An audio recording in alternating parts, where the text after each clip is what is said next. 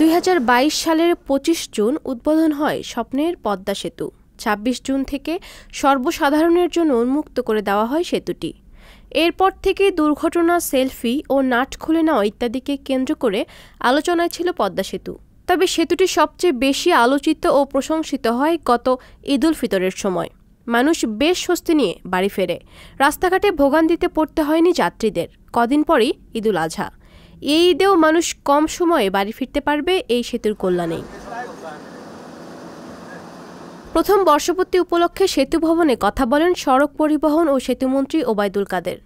সেখানে তিনি জানান, দেশের দক্ষিণ পশ্চিমাঞ্চলের 19টি জেলার সঙ্গে এখন প্রতিষ্ঠিত হয়েছে সড়ক সংযোগ। এ সেতুর মাধ্যমে মোংলা ও পায়রা সমুদ্র বন্দর, বেনাপোল স্থলবন্দরের সঙ্গে সরাসরি যোগাযোগ স্থাপিত হয়েছে। যাত্রী ও পণ্য পরিবহন এখন সময় ও ব্যয় সাশ্রয়ী। নদীর ওপারের একসময়ের অবহেলিত জনপদ আজ দ্যুতিময়।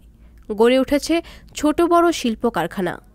খুলে গেছে স্বপ্নের দ্বার এবং সম্প্রসারিত হয়েছে সম্ভাবনার দিগন্ত। সেতুমন্ত্রীর তথ্য অনুযায়ী পদ্মা সেতু নির্মাণে ব্যয় হয়েছে 32,605 কোটি টাকা। নির্মাণ কাজের প্রতিটি ধাপেই ছিল নানান চ্যালেঞ্জ। নদীর আচরণ দেখে শেষ দিকে এসে নকশায় সামান্য পরিবর্তন আনতে হয়েছিল। এর সঙ্গে যেমন রয়েছে রেল লাইন, তেমন এপার থেকে ওপারে চলে গেছে গ্যাস এবং অপটিক্যাল ফাইবার লাইন। পাশাপাশি নির্মাণ করা হয়েছে পায়রা ও রামপাল থেকে ঢাকাসহ সারা দেশে বিদ্যুৎ সঞ্চালনের জন্য আলাদা 400 কেভিএ বিদ্যুৎ সঞ্চালন লাইন। প্রথম বর্ষপূর্তিতে 24 জুন রাত 12টা পর্যন্ত পদ্মা সেতু দিয়ে পারাপার হয়েছে মোট 56,75,000 যানবাহন। দৈনিক গড়ে 15,500 যানবাহন পারাপার হচ্ছে এই সেতু দিয়ে, যা আগে অনুমান করা যায়নি। এতে প্রতিদিন গড়ে টোল আদায় হচ্ছে প্রায় 2,18,00,000 টাকা করে। 24 জুন রাত পর্যন্ত পদ্মা সেতুর টোল রাজস্ব আদায় হয়েছে 798,23,16,000 টাকা। পদ্মা সেতুর টোল প্রসঙ্গে সেতুমন্ত্রী জানান, এ সেতু পারাপারে একমাত্র রাষ্ট্রপতি ছাড়া রাষ্ট্রের সব নাগরিককে টোল প্রদানে বাধ্যবাধকতা রয়েছে। প্রধানমন্ত্রীও সেতু পারাপারে টোল প্রদান করেছেন। তিনি উদ্বোধনের দিনই 59,600 টাকা টোল প্রদান করেছেন। এছাড়া বাংলাদেশ সেনাবাহিনী ও অন্যান্য সংস্থা তাদের যানবাহনের বিপরীতে 91,70,000 টাকা টোল প্রদান করেছে।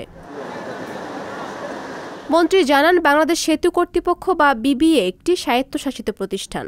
সরকারের কাছ থেকে সেতু নির্মাণ ব্যয়ের অর্থ বিবিএ ঋণ হিসেবে নিয়েছে। এ ঋণের টাকা ধাপে ধাপে সরকারি কোষাগারে ফেরত দেবে বিবিএ। এরই মাঝে সদ্য সমাপ্ত অর্থ বছরে 4টি কিস্তি পরিশোধ করা হয়েছে। প্রথম 2টি কিস্তি বাবদ প্রায় 316,91,00,000 এবং দ্বিতীয় ও চতুর্থ কিস্তি বাবদ প্রায় 316,03,00,000 টাকা সহ সর্বমোট প্রায় 632,94,00,000 টাকা সরকারি কোষাগারে জমা দিয়েছে। চুক্তি অনুযায়ী 35 বছরের মধ্যে বিবিএ সম্পূর্ণ অর্থ সরকারকে ফেরত দেওয়ার কথা রয়েছে। পাপিয়া মামুন, সংবাদ প্রকাশ। সংবাদ, ফিচার ও অনুষ্ঠানের জন্য ভিজিট করুন সংবাদ প্রকাশের ওয়েবসাইট এবং যুক্ত থাকুন ফেসবুক পেজ ও ইউটিউব চ্যানেলের সঙ্গে।